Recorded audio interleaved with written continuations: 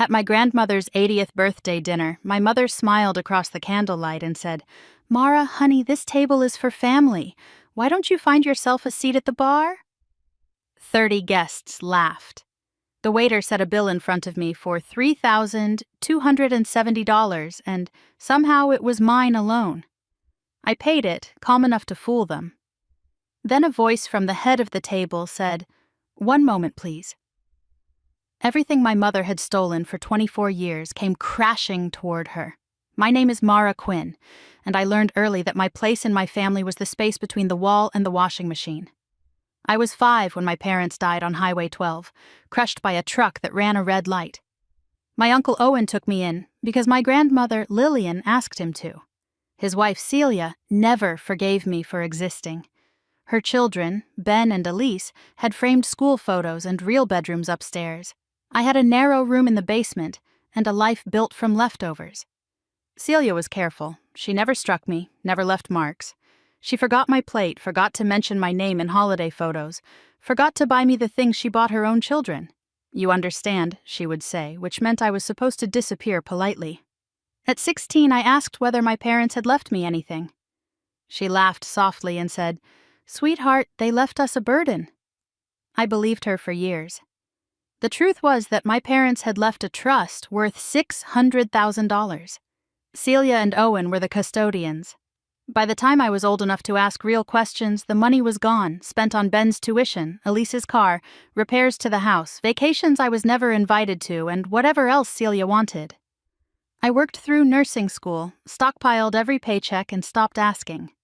The only person who never forgot me was Lillian. Every Sunday she taught me to bake in her little house on Willow Road, and every Sunday she told me my mother's laugh, my father's stubborn chin, and my right to be here were all real things. When Lillian turned 80, she insisted I come to the dinner she knew would be impossible.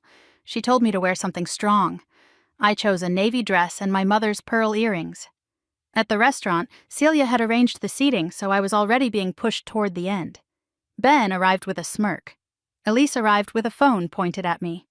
Then Celia staged the insult she loved best, a public demotion disguised as manners. I let them have their laugh, sat at the bar and watched. I saw Elise slip into the hallway to take a call. "It's working," she said. "Mom says one more push and Mara'll leave." "No, Grandma doesn't suspect anything. We just need her out before the lawyer moves." My heart turned cold. A lawyer. Lillian had a plan. Dessert came. A white cake with 80 candles. Lillian blew them out, then asked me to come back to the table. Celia protested.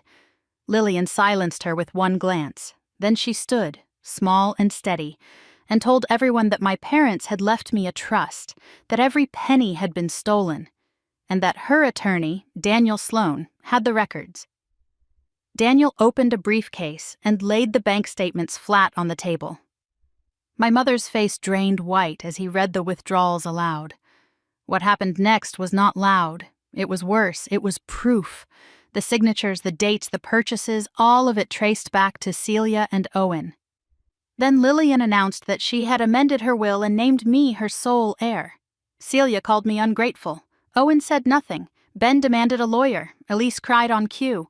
Lillian only said, "You should have counted on me knowing." The court hearing, 6 weeks later, ended with the trust restored to me, with interest, and with Celia ordered to repay every cent she could not account for. The judge saw through the claim that I had manipulated an elderly woman. Lillian's memory was sharp, and her affection was sharper. She had spent months gathering evidence because she loved me enough to be methodical. The town changed after that. Celia lost her friends. Ben lost his job. Elise deleted her social media. Owen moved out and mailed me a box of my parents' keepsakes he had hidden for decades. Inside was a photograph of them holding me as a toddler, both of them laughing into the sun. I used the money to create a scholarship for foster and adopted children in our county. Lillian helped me launch it from the library, where my parents' names now hang over the door in brass letters. I still work nights at the hospital. I still live above the laundromat. It was the first thing in my life that felt mine. But when the dryer starts humming at 2 in the morning, I no longer hear a second heartbeat. I hear my own.